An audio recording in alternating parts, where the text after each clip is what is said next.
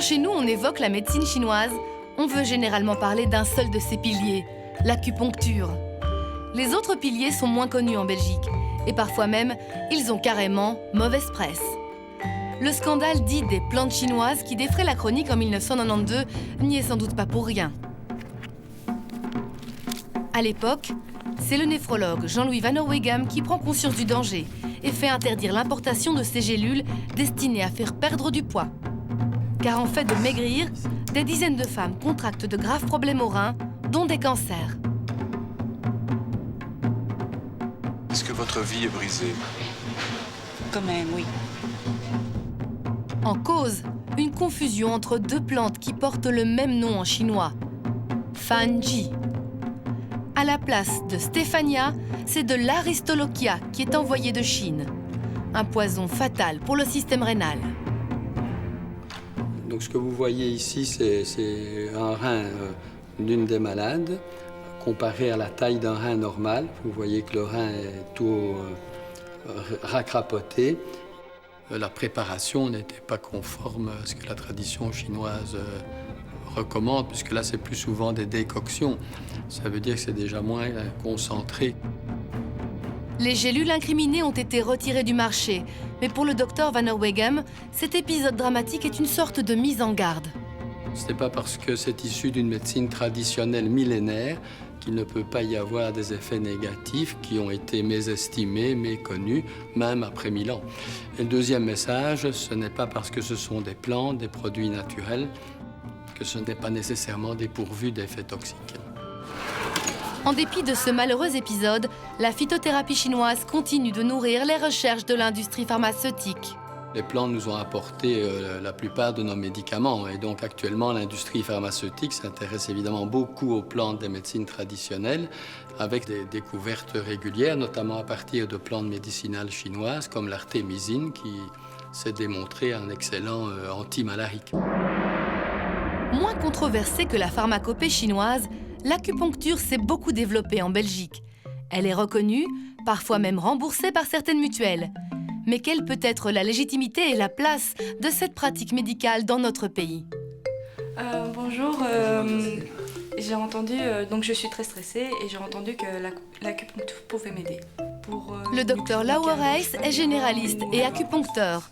Depuis plusieurs années, il tente d'intégrer au mieux cette discipline dans ses consultations.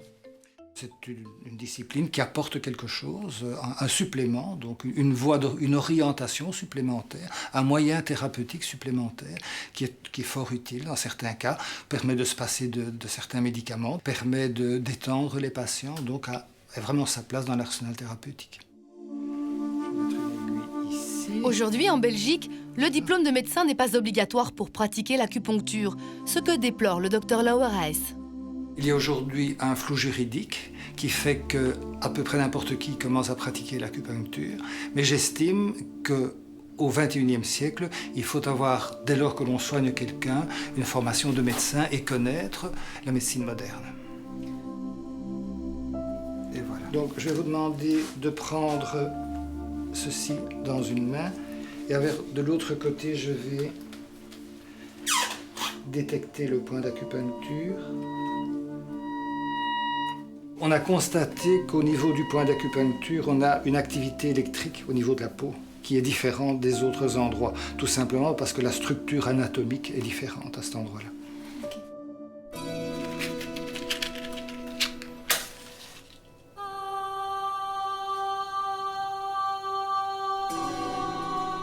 Donc j'utilise le bâtonnet d'armoise parce que, en fait, ça permet de détendre toute cette chaîne musculaire. Et il y a ici, en fait, toute une action réflexe. Toutes les racines nerveuses sortent à ce niveau-là de la colonne. Donc il y a certainement une action réflexe. De façon moderne, on explique l'action de l'acupuncture par une libération d'endorphines, d'hormones. Les Chinois l'expliquent par la circulation d'énergie qui est rééquilibrée, mais finalement le résultat est le même. Je vais vous demander de vous asseoir. Vous êtes resté couché pendant une demi-heure et il peut y avoir éventuellement des petites réactions vagotoniques. Voilà.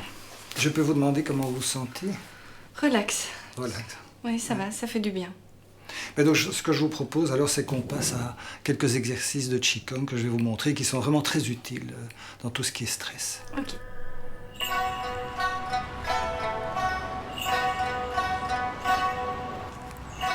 Inspire. Coup de talon.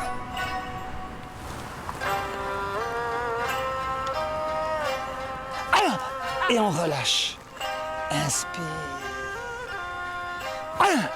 Et on relâche. Et on revient. Alors je vais vous montrer un exercice que je trouve vraiment très intéressant parce ça allie la contraction musculaire et puis la détente. Et on part en position qu'on appelle Mabu. C'est la position du cavalier, donc comme si on était sur un cheval. Et donc on va lancer une flèche. Donc on part comme ceci. Alors on est ici à inspire. Donc on tend une corde, on tend. Expire, on lâche la corde. Et on s'en fiche de ce qu'est devenu la flèche. Inspire. Je laisse partir la flèche et je me détends. Selon la tradition chinoise, Et on laisse partir. ces simples exercices de gymnastique médicale aident l'énergie vitale à bien circuler. C'est également un excellent anti-stress. En promenade dans cet autre parc, Colette serait incapable de s'adonner au Qigong. Depuis 2 graves accidents de la route, elle souffre d'intenses maux de dos. Elle est sous morphine depuis 30 ans. La douleur, je ne peux pas la chiffrer. Sur une échelle de 10, il y a des jours où je mettrai 14. Parce que c'est pas mesurable. Alors là, je reste à la maison sans bouger et sans penser à rien, si possible, pour me relâcher. L'organisme de Colette est saturé de morphine. Cet antidouleur est donc de moins en moins efficace. Mais depuis quelques mois, la vie de Colette a changé. Depuis que le docteur Quignet, anesthésiste et spécialiste de la gestion de la douleur, la pique régulièrement. À côté de ses vertus soignantes et apaisantes, l'acupuncture est également beaucoup utilisée comme antidouleur naturelle. À cause de vos problèmes de douleurs chroniques qui sont très importants, vous avez une consommation de votre énergie yang. Comme la tradition le recommande, la séance commence par la prise du pouls à la manière chinoise. Enfin ici on confirme quand même bien que vous avez vraiment ce vide de yang du rein, donc un vide de yang généralisé, un pouls lent qui est faible, qui est assez profond à aller chercher. Donc là aussi lent. Donc on est vraiment devant un problème chronique et qui ne sera évidemment pas facile à soigner, on ne pourra pas soigner ça en une séance, hein, ça c'est clair. Non, je sais que j'en ai pour le restant de ma vie. Ok, inspirez bien fort. Ça va? Ça va. Plus facile comme ça. Ça va? Ça va. Ok. Le docteur Quignet branche à présent un stimulateur Un électrique. appareil d'électrostimulation. Vous n'allez pas sentir de courant électrique en tant que tel, parce que ça va, ça ne m'amuse pas. L'utilisation de l'électricité entraîne vraiment la modification de circuits au niveau du cerveau qui permettent de renforcer les effets antidouleurs de votre propre organisme, en fait, si vous voulez. Okay. Je vais stimuler cette fois-ci au niveau des faces internes musculaires aussi. Soulevez encore les jambes. La science n'a pas encore complètement mis à jour les mécanismes de fonctionnement de l'acupuncture. Grande fatigue, ça pince. Ça va? Quoi qu'il en soit, une chose est sûre. Cette pratique soulage de très nombreux patients en douleur chronique, comme Colette. Des fois, une demi-heure ou 1 heure après, que je commence à sentir les effets du bien-être de la séance. Et l'acupuncture se révèle aussi très efficace avec les grands brûlés. Lorsqu'on soigne des grands brûlés ou des anciens grands brûlés, les zones qui posent problème sont des zones qui sont des cicatrices hypertrophiques dans lesquelles il est impensable de pouvoir piquer une aiguille.